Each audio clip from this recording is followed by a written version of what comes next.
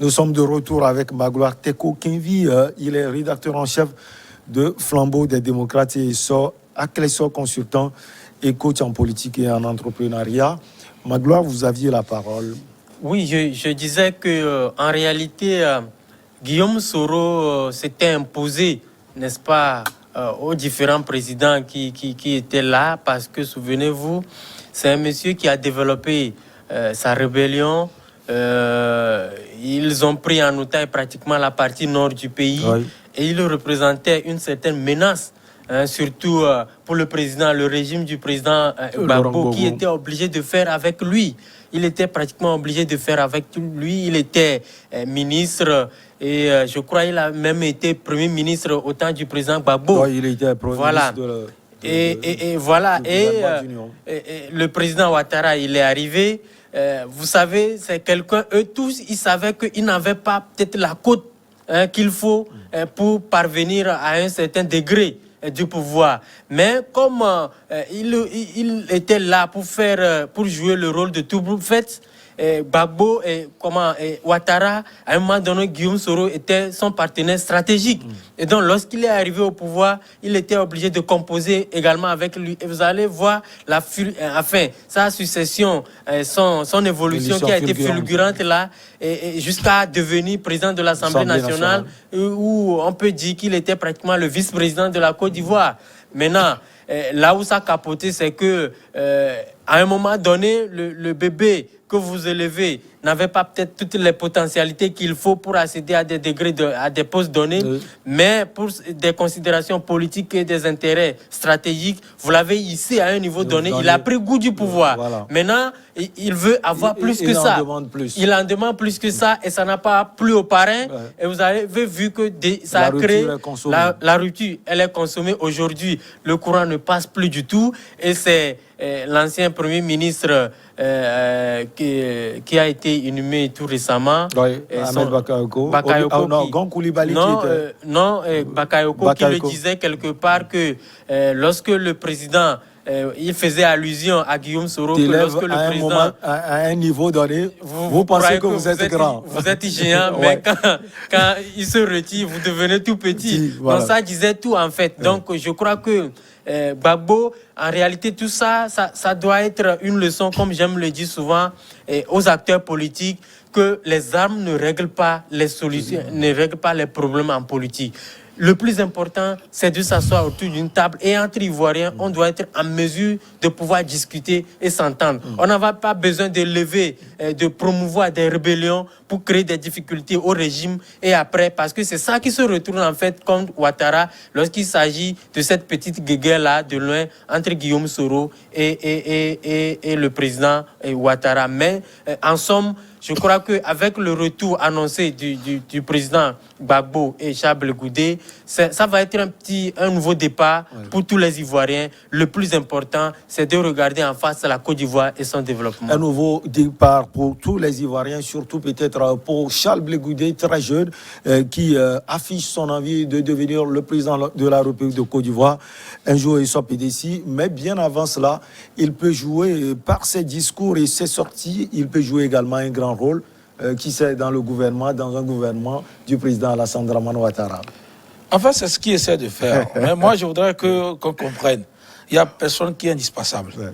C'est-à-dire que ce soit politiquement, socialement, économiquement, c'est-à-dire que nous sommes programmés pour nous améliorer. Ouais. Je te jure que si on met quelqu'un dans un poste comme ça et qu'on lui laisse la latitude, il va émerveiller déjà. Donc, il ne faut pas que les politiciens ou bien les gouvernants essaient de nous faire croire que ceux qu'ils mettent devant sont des gens. Non, c'est pas ça. Ils ont passé par eux-mêmes, on les a propulsés. Et on vient de donner le cas de Guillaume Soro. Vous voyez, il est arrivé un moment où tout le monde le craignait parce que tout le monde a peur qu'il le menace aussi. Donc, moi, j'aurais préféré que le pouvoir, ce n'est pas forcément un abou auquel il faut forcément s'accrocher. Et il peut développer des compétences dans d'autres domaines. Mais dire qu'il doit forcément rentrer dans le gouvernement de Ouattara, moi je pense que c'est pas. Puisqu'il a dit que lui, il rêve diriger le pays un jour en tant que président. Je pense que c'est le moment de construire les bases de son futur parti. Ouais. Parce que ce qu'il a dit, ça veut dire qu'il se démarque aussi de Gbagbo. Sinon, il allait dire que si Gbagbo veut aller aux élections... Il ne l'a pas déjà fait avec la création du COJEC?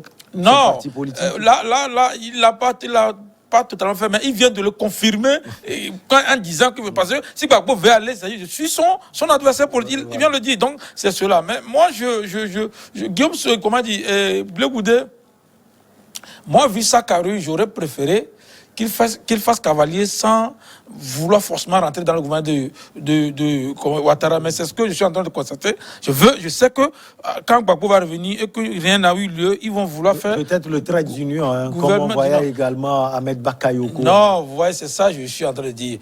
Et chacun chez son intérêt. Ce n'est pas forcément la réconciliation qu'il veut. Parce que ceux qui sont touchés, même la réconciliation, normalement, c'est les victimes qu'on doit appeler pour réconciliation. On prend les gens qui sont des acteurs de meurtres et de tueries et on dit qu'on les réconcilie. Mais ceux qui ont été victimes, ceux qui ont perdu leur papa, leur maman, leurs enfants, eux, on ne parle pas de... Alors que réconciliation, souvent ils ajoutent à la fin nationale. Ça voudrait qu'on doit appeler tout le monde. Ce n'est pas seulement que les acteurs politiques. Et aussi, je pense que c'est plutôt ça qui crée ou qui gangrène les choses. Ce n'est pas le Togo en a fait. Chaque fois réconciliation, les politiques vont.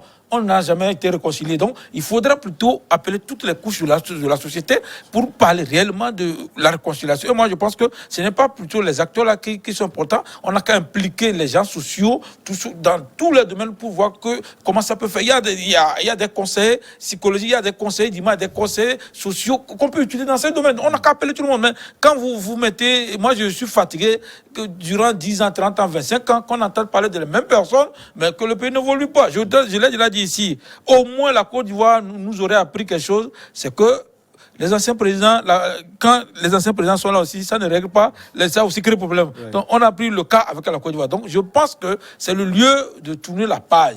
Et eux tous peuvent devenir des mentors, des patriarches et conseiller des jeunes à faire autrement. Pourquoi pas essayer de s'immortaliser comme ça? Imagine qu'on voit Ouattara, Gbagbo, Bédié qui laisse le pouvoir et se retrouve. Ça doit être une bonne image. Ils n'ont qu'à aussi passer à ça. Mais Blé Goudé, moi j'aurais préféré qu'il ne tente pas cette main qu'il fait à Ouattara, parce que Ouattara ne connaît pas comment dire, ses amis d'hier pour reconnaître ses ennemis d'aujourd'hui.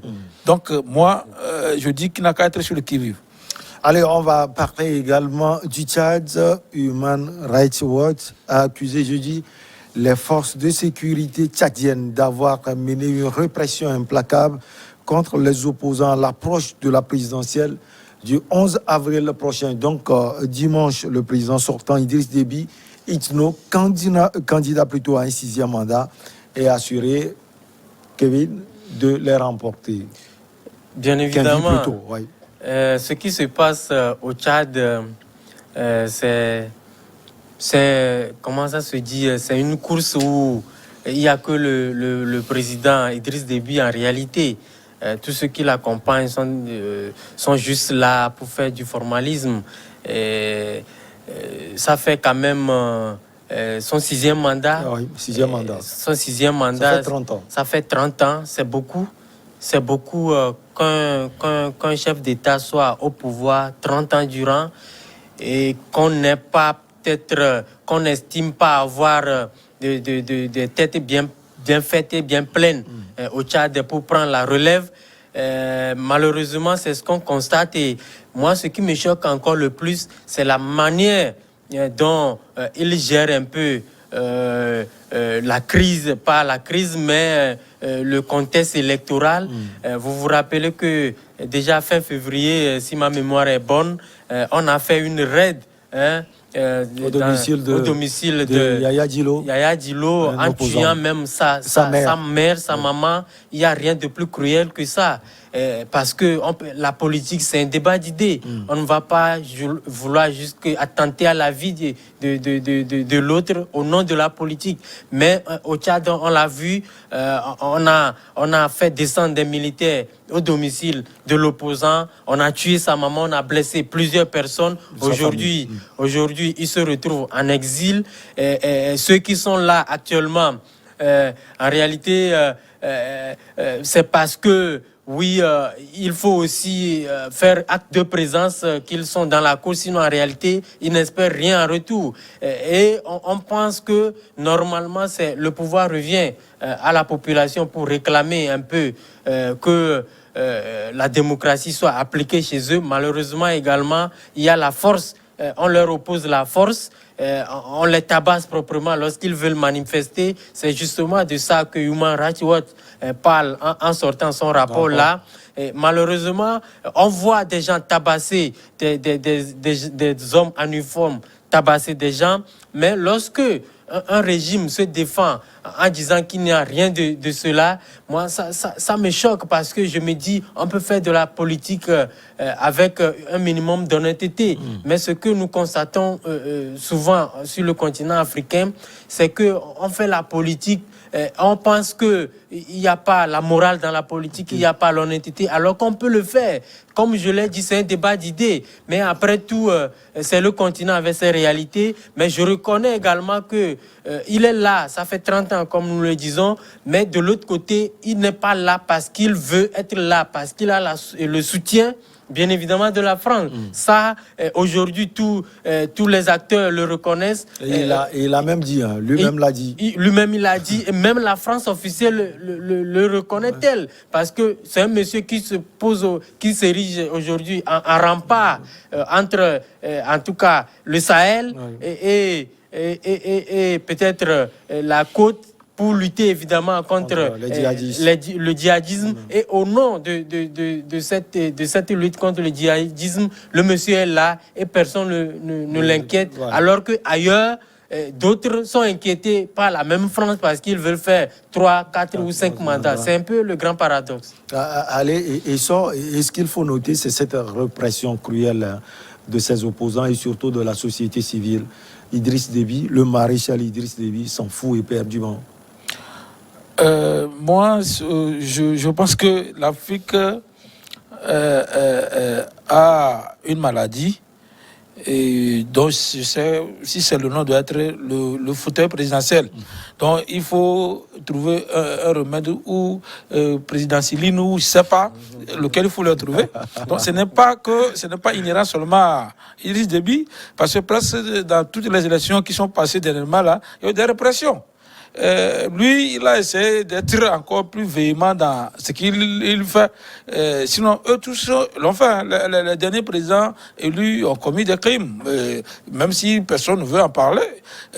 Sauf que Talon a essayé d'être un peu plus intelligent, lui en bloquant plutôt ses opposants de ne même pas pouvoir aller. Quand il a haussé le quota ou bien la caution, tout ça là, c'est déplorable. Mais je suis écœuré, meurtri, et par là, complètement abasourdi quand j'attends, parce que c'est l'argument que tout le monde donne, qu'il est un rapport contre les comment dire, comme si quelqu'un d'autre ne les Hakimi consorts. Ce n'est pas lui, il y a l'armée tchadienne qui est là. Que lui ne soit pas l'armée là. C'est un maréchal. Vous voyez, ce que je dis, qu'il soit maréchal ou au-delà de maréchal, c'est que l'armée est là. Ah, lui, il ne donne que des ordres. Si les gens ne veulent pas aller tirer sur le chat, il ne va rien faire. Donc, c'est pour dire qu'on n'a qu'à.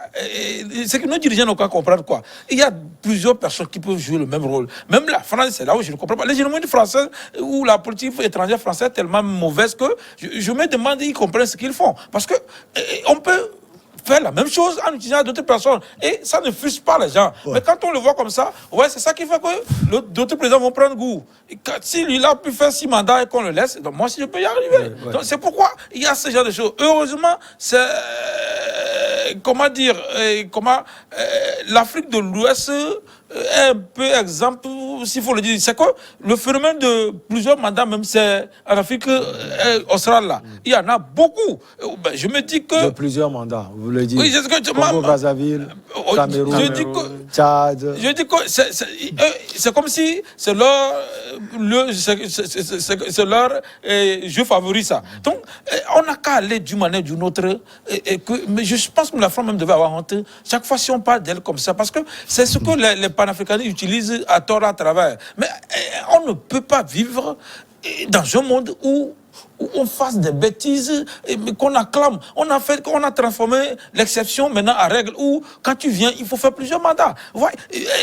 Des gens même disent, maintenant, si c'est moi, si je viens là-bas, je vais le faire. Au lieu qu'on tue ça aux gens, tout le monde veut promouvoir ça. Et ce qui est bizarre, malgré qu'on dit qu'il est rempart, moi je ne vois pas Hakimi est parti. Il y a toujours le Burkina est attaqué, le Niger aussi est attaqué, le Mali. Mais je ne sais pas en quoi il est tellement fort que jusqu'à présent. On dit même qu'il y a une menace vers la côte ouest africaine. Oui. Donc, On parle c'est- du Bénin et de la Côte Oui, d'Ivoire. mais moi, c'est ça que je dis. Donc, en quoi il est rampant et ça ne finit jamais. Donc, moi, je me dis qu'il faudrait qu'on se dise la vérité.